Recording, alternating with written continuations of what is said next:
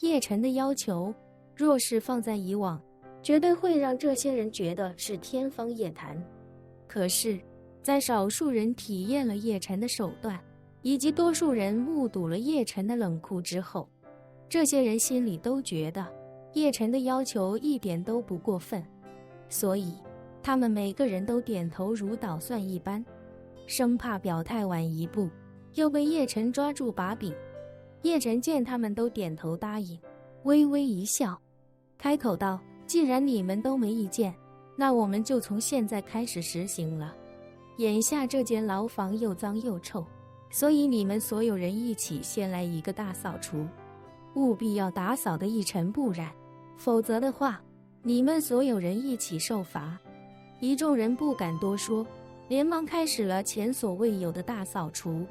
为了让叶晨尽快满意，所有还能动的都立刻参与其中。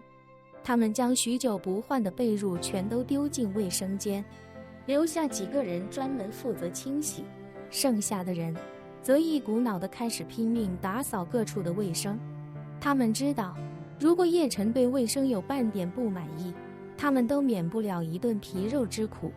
而且叶晨给的皮肉之苦是真的苦，即便是迪恩都拖着残躯，用一条毛巾将叶晨的床反复擦拭，尤其是之前他踩下的脚印，更是用心擦的一点印记都没剩下。此时叶晨看向惨不忍睹的迪恩，开口问道：迪恩，我有个问题问你，你一定要如实回答。如果你敢跟我耍心思的话，我会让你比现在痛苦100倍。你听明白了吗？迪恩浑身一颤，连忙说道：先生您请说，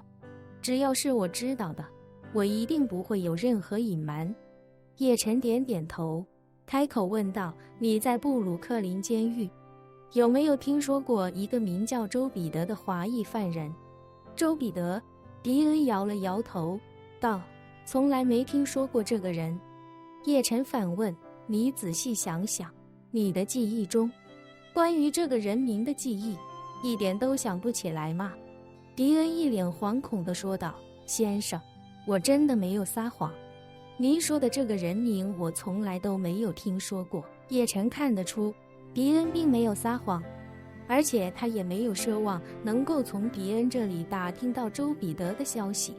毕竟他是被罗斯柴尔的家族核心成员盯上的人，就算是送进这间监狱，也一定不会闹得人尽皆知。于是叶晨想起那名警察跟自己提过的线人卢卡斯，于是便开口问道：那你有没有听说过一个巴西人名叫卢卡斯？迪恩连忙点头说道：卢卡斯我知道，那个小子很机灵，在布鲁克林监狱消息四通八达，他有个外号叫布鲁克林监狱万事通，他就在15号牢房，离这里不远。叶晨又道：你现在给我介绍一下布鲁克林监狱里面犯人的情况，尤其是内部这些帮派势力的情况。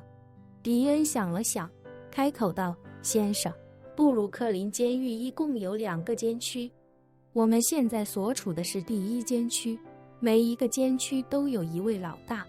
这个老大是真正意义上能够震慑住整个监区的人。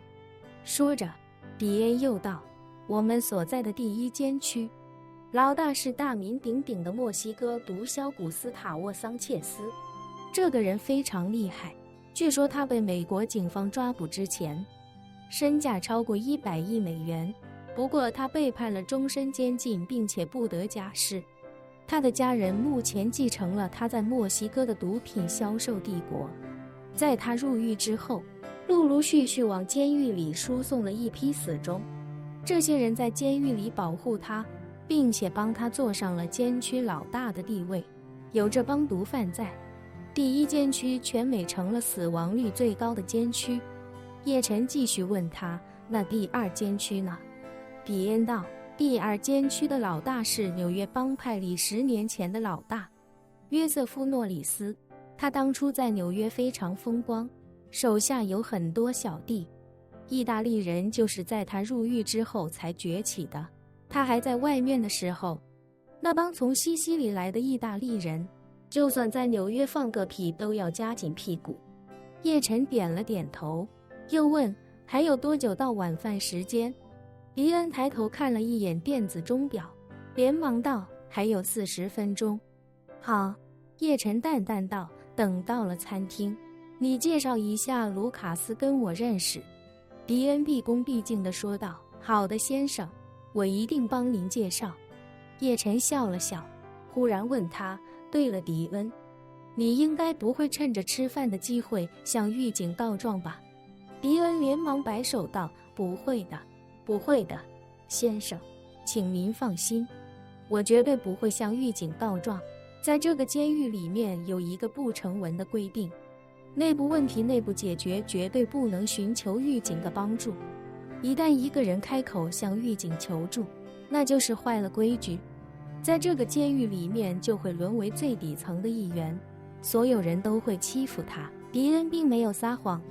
在这个监狱里面早就有了这个江湖规矩，毕竟能进到这里的不是帮派成员，就是重刑犯亦或者是大毒枭。这些人都有2个共同的特点，第一个特点是心狠手辣，第2个特点是最恨有人向警方告密。所以一旦有人在这个监狱里受了欺负，转回头就向狱警告状的话，那么他在这个监狱里面就会被所有人痛恨。而当初制定规矩的那帮人，为了彻底杜绝有人背地向狱警打小报告，所以他们一直都会对告密者动用私刑，以维持这个规矩的威慑力。这些年来，在这所监狱不少人因为告密而被杀害死，是他们的死法千奇百怪。有人是因为对自己告密的行为非常懊恼，上吊自杀的；有人是走路不小心摔死的；有人是刷牙不小心被牙刷噎死的，甚至还有人是因为拉不出屎来过活憋死的。死了不少人之后，这家监狱里就几乎彻底杜绝了内部告密的情况。而迪恩在这里也算是一个老面孔，他对这里的规矩非常了解。在他看来，今天自己被叶晨打，被叶晨折磨和羞辱，虽然让他非常愤怒，但毕竟自己暂时活下来了，只要自己还有一条活路，就绝对不能去告密，因为那样的话就等于把自推向了死路。叶晨听他这么说完，便大概了解了这家监狱的生存规则，于是又问他，如果这里面发生了比较严重的暴力冲突，狱警会干涉吗？迪恩如实道，在这个地方，只要是犯人自己内部的暴力冲突，他们是绝对不会过问的，一般都是让犯人自己解决，只要不出人命，他们绝对不会出现。说着，迪恩又道，因为布鲁克林监狱没有户外操场，所以这里的放风是和用餐时间连在一起的。一般中午吃完饭，狱警会把所有人送回监区，然后让所有人在监区内自由活动1个小时，也就是所有牢房的门开着，犯人可以在监区内自由活动。如果有朋友或者仇人在其他牢房，这时候就可以去找他。而吃过晚饭之后，狱警会留下所有犯人在餐厅以及健身区活动1个小时，1个小时后再将所有人送回牢房。这1个小时时间里，2个监区的犯人都会在一起。如果有朋友或者仇人在其他监区，这时候也可以见面。每天2次放风中，狱警都会撤离放风区域，留下犯人自由活动。犯人之间如果发生暴力冲突，狱警是不会过问的。叶晨点了点头，道，照你这么说，等一会去吃晚饭之后，就是2个监区在一起的自由活动了。对，迪恩连忙道，您要找的那个什么周彼得，如果他在这个监狱，并且没有被关禁闭或者受伤送去治疗的话，吃饭的时候您就能见到他了。